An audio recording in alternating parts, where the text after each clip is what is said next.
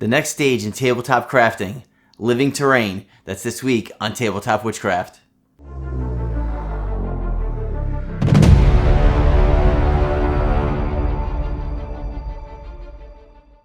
Hey there and welcome back to Tabletop Witchcraft. It feels so good to finally be back down here making content again for you. I had about a month off where I spent some time at the end of my summer with my family and friends, and then I went to Italy for almost 3 weeks where I collected a bunch of pictures and a ton of inspiration that I plan on sharing with you in my upcoming videos. This one in particular, I was walking through the Roman Forum outside of the Colosseum where I saw this beautiful garden and I got the idea to make these here. I also visited places like Pompeii. Again, I'm going to share pictures of all that with you in some upcoming videos, and these videos will be based on these locations that I visited. Now, if you're interested in making these, keep in mind this is living moss I got from my patio. If you worry about bacteria or anything like that, you can also buy living moss online. You can go that route.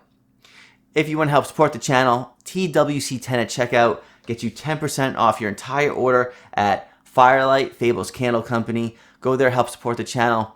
You can also visit one of my newest affiliates, which is Into the AM. TWC10 there as well, gets you 10% off your entire order. Check them out. I'll have links to all these down below, as well as on my affiliate page on my website, www.tabletopwitchcraft.com.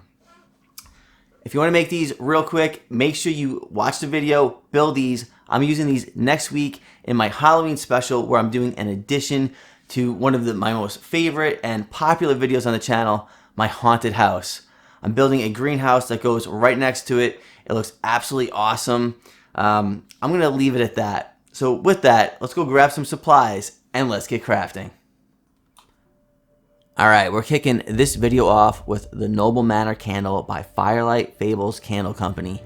I thought this was the perfect candle for this video because I picture these raised bed gardens all around a noble manor or a palace. Now, we can adjust the thickness of our grout lines using this brick jig by shiftinglens.com simply by turning the heat up or down on our Proxon. I had the heat setting at about a 4 on that first grout line just to show it to you. Knocked it all the way down to about a 2, maybe 2.5 for the rest of them. And this sheet probably is going to take me 5 minutes to make all these bricks here, and it's probably going to equate to maybe close to an hour's worth of work placing individual bricks down. And using this jig, we can get that individual brick look in seconds. I'll put a link up above to the first video where I showed this, where I made a tower inspired by The Witcher. That was a really fun video. And simply offsetting the bricks here, it'll give it a nice stacked look.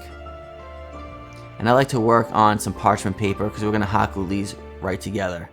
You can see if you have the brick jig already, even if you don't have the brick jig, this isn't a huge craft, so you can make it fairly quickly.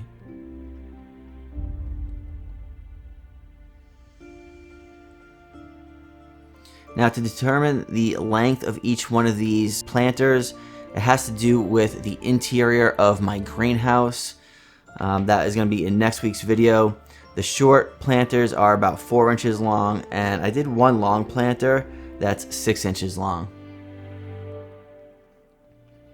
Now, very easily place this small piece of foam on top, and then I'm going to use a scalpel to carve out the middle here. You'll see just in a second.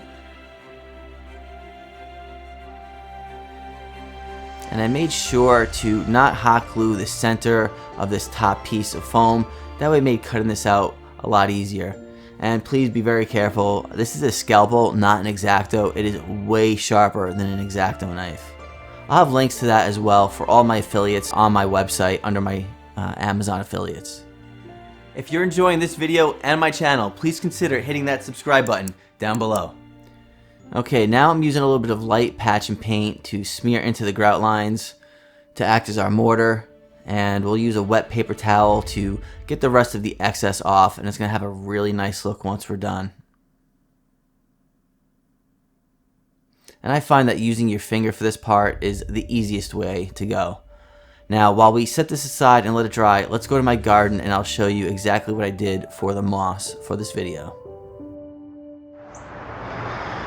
Alright, so we can go and do a lot of searching around the woods, the property, the house, all kinds of stuff. I've taken you out onto my patio where I did a little searching, and I was looking for a spot that would most replicate the little crack that I'm going to have in the foam for this build. So I could go in the woods and I could find a really nice old stump, kind of like this one right here with some moss on it, and use that. Or I could get behind here, and all of this moss is literally growing in like a not even a 1/8 of an inch crack. So I can take this and really just kind of scrape this stuff up, and it's almost bone dry on the back, but it's super vibrant green. You'll see it in a close-up here in the video in a minute, and we'll be able to put this right into our planters and add a little bit of water, and they're going to grow just fine. All right, let's take these back inside, scrape some more up first, find some different varieties, and keep on crafting. Now, I didn't want to just rip all of this moss out of the ground. I tried to cut underneath of it, but you can see here that it's growing in maybe 1/8 to 1/4 inch of whatever was left in between those cracks. So it's going to grow perfectly in our planters.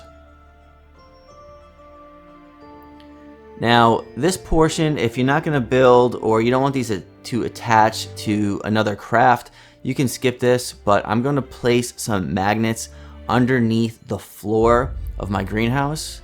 So these will be able to snap right into place. So if I want, a whole bunch of planters and rows of plants inside the greenhouse, I can have it. I can move it around. I don't have to worry about them shifting on me. But if you're not going to do that, you can skip this step right here.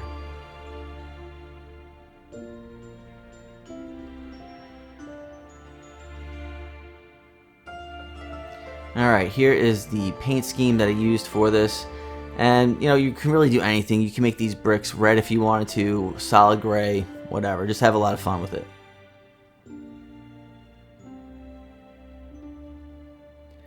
Now, this was used recently from Jeremy Blackmagic Craft, these pan pastels.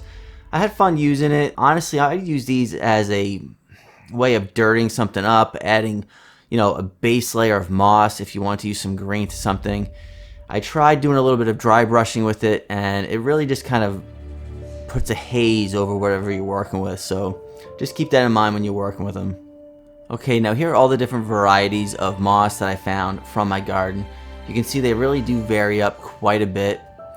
And one of the main things to keep in mind when you're doing this is to keep some water in the opening where you're going to be placing the moss. It helps set it really nice, but you'll notice that when you do this, that moss is really going to soak up all that moisture. Give it a good, watering the first time through. I've had these now sitting in my studio for over a month, and they look just as good as the day that I placed them in there. And you don't have to worry about being really gentle with these. They grow under harsh conditions anyway, so just have fun placing it wherever you want. And make sure you have them seated in there real nice when you're done. Alright, and these are all set and ready for our greenhouse.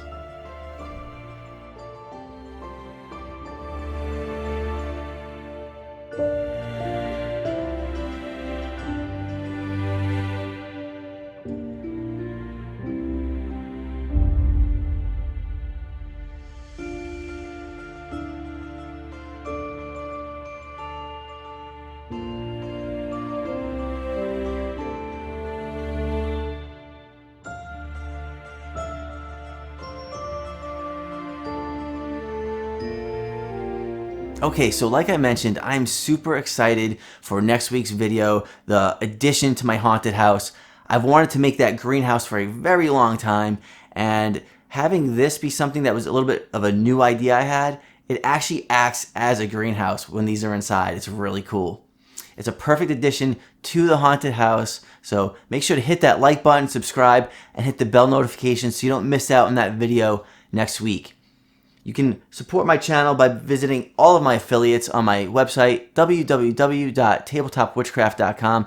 Visit the affiliate page, Into the AM, Firelight Fables Candle Company, a ton of affiliates there for you to get discounts just for you. Small kickback comes to me to help fund the channel. and visit me on Patreon, where you can get access to my private Facebook page, The Coven, and you can hang out with me live here at night on Discord while I'm crafting. All right, until next time, I'll see you around.